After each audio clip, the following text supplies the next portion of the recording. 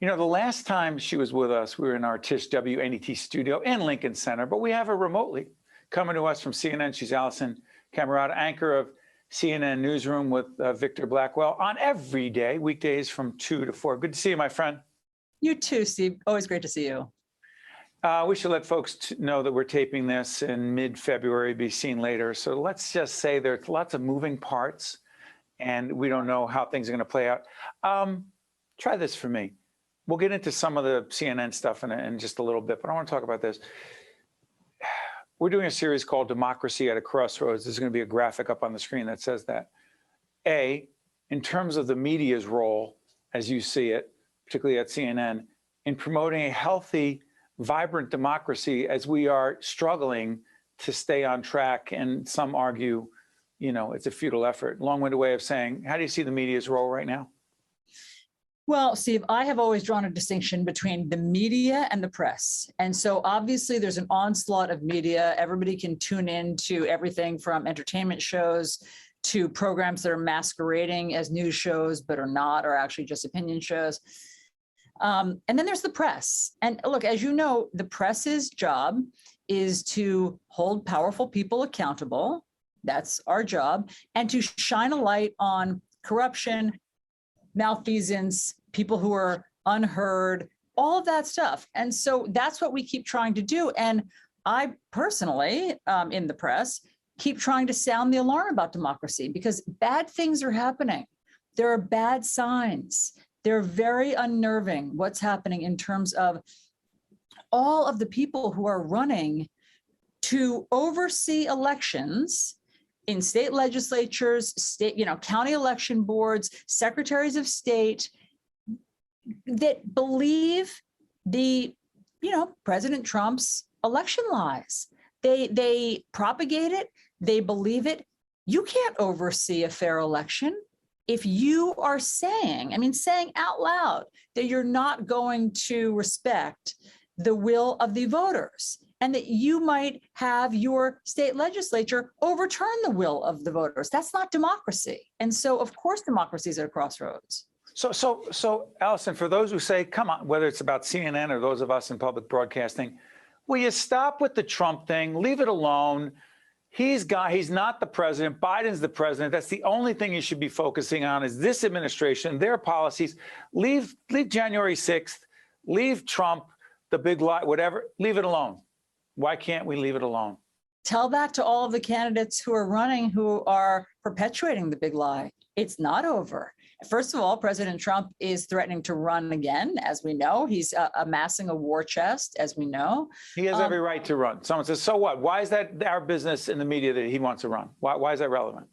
Well, he can run again. I mean, I'm more concerned actually with all of the people who are his acolytes, who are not rooted in reality, who either believe the big lie about that, where President Trump doesn't admit that he lost, or they are lying and just are telling all of their followers that it's true that President Trump won somehow. And so that just can't stand. It can't stand. I mean, we can't turn a blind eye to that. We have to shine a light on that. That is why democracy is in peril. And that's why we're at a crossroads. This is the moment. We can't look away from that. I mean, of course, I also, on my show every day, look at what the Biden administration is doing. I look at other breaking news. Obviously, we have the whole gamut of news. However, we cannot turn a blind eye to what's happening in these smaller state elections that are going to be really important and powerful.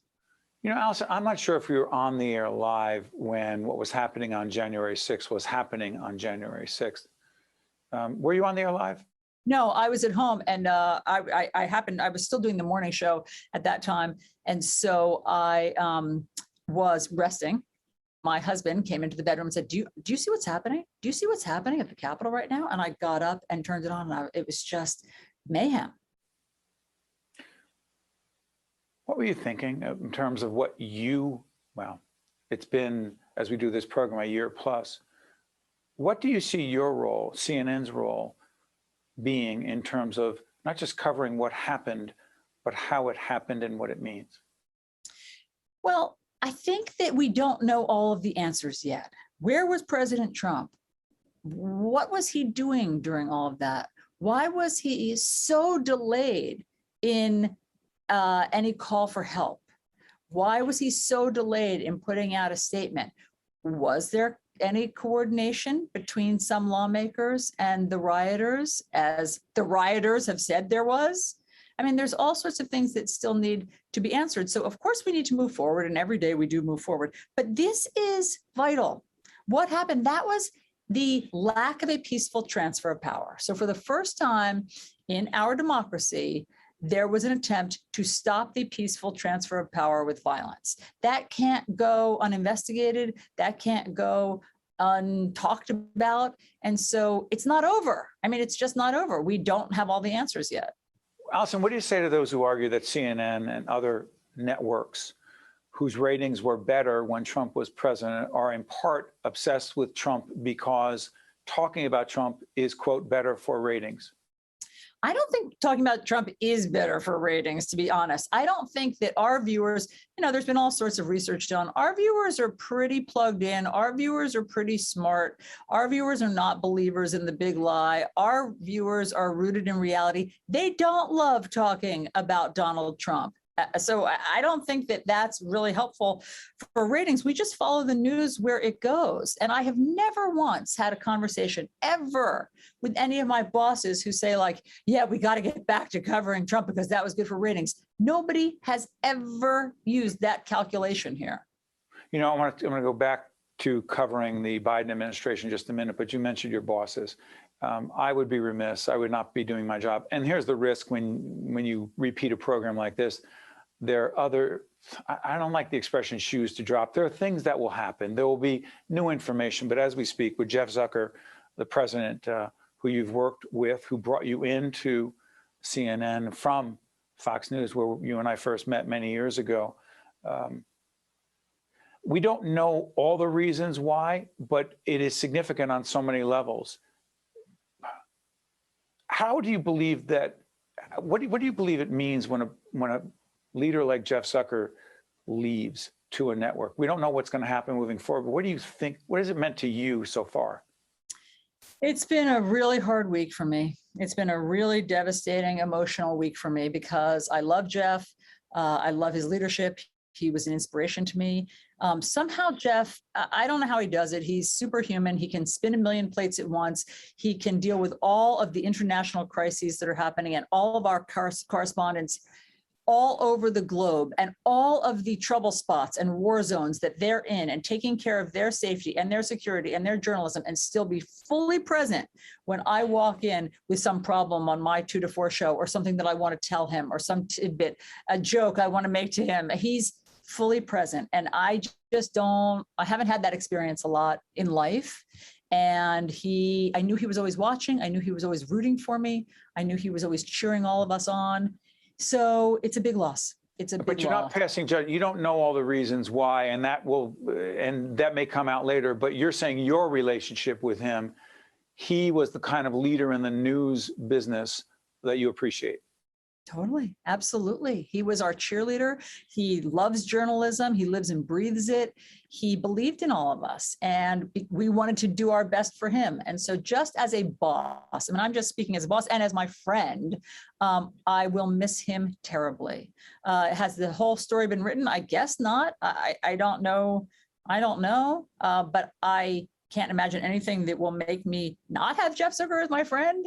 And so it's definitely been a loss. I mean, luckily, there are so many stellar journalists at CNN that I'm so impressed with. I admire them so much. So everybody falls back on their training and falls back on their own foundation of journalism right now. And that's what we're doing. But he already is sorely missed. I want to ask you about the Biden administration, and I'm not going to go into the Chris Cuomo stuff. There are so many pieces to that. You work shoulder to shoulder with him. I join you on your morning show many times when you were with Chris. It happened. It is what it is. Again, we'll follow it and try to make sense of it on our end, but we don't cover the day-to-day that goes on there.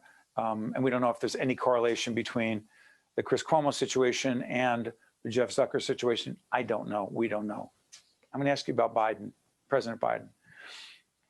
There are times that it seems that some would argue that he gets particularly irritated when he gets asked certain questions. Recently called a reporter from Fox, where he used to work, a stupid SOB. This will be dated, but that still happened. Do you think President Biden is particularly comfortable in public press conferences being asked challenging questions? I think that every single public leader that public official that I've ever covered has their strengths with certain mediums and their weaknesses with certain mediums. So I think that President Biden is good one-on-one. I think one-on-one, he's always courteous of reporters. He takes hard questions. One-on-one, he's focused. Reporters can ask him whatever they want. He seems pretty open. I don't know that press conferences with people, throwing questions at him, or even the debate stage, are his forte. This is just my personal opinion. I think that, I don't know if that's his strength. And I think that all presidents bristle at tough questions, or questions that they consider snide or unfair or below the belt or something from reporters. I mean, we've seen that a million times. President Trump, obviously. Enemy of the people, Jim Acosta, the enemy of the people. Often denigrated reporters. And all presidents get annoyed, get ticked off. So I don't think that President Biden is particularly ticked off. And I think that he should have more press. I mean, the press feels that he should be more available and he should have more press conferences. Presidents are busy. So I understand that he's dealing with international crises, with Russia possibly invading Ukraine. Again, we're taping on the 7th of February. Don't know what's going to happen. Go ahead, Alisyn. Great point. But this is the tension. Reporters will always want more access. And I think presidents always push back. Alisyn, I got a minute left or so. You still love what you do because? I feel the purpose. I have always felt the sense of purpose from the very beginning of my career. I do believe the public has a right to know what's really going on. I've always been honored. It's a privilege to have the seat that I have and to be a conduit of information between powerful people and the public. I get this privileged position to ask the questions that I hope I'm channeling right from the people at home and that they would ask. And so I've just never forgotten that, holding that microphone is a real privilege. And, God bless the First Amendment and that we are able to do that in this country. And so every day is different. And every day I still feel energized to get back in here in the ring and ask these questions. Before I let you go, my friend, you do have Jersey roots, do you not? You admit that? Oh, proudly, Steve. I mean, it's a badge of honor. What town? Tell everyone. Shrewsbury, which is in Monmouth County. And, just one of the best places in the world to grow up, right near the beach. Everybody's cool. Everybody's awesome from Monmouth County, as I'm sure you know. And so I'm a proud Jersey girl. A Jersey girl doing very well in media. Hey, Alisyn, good to see you, my friend. You too, Steve. Always great to talk to you.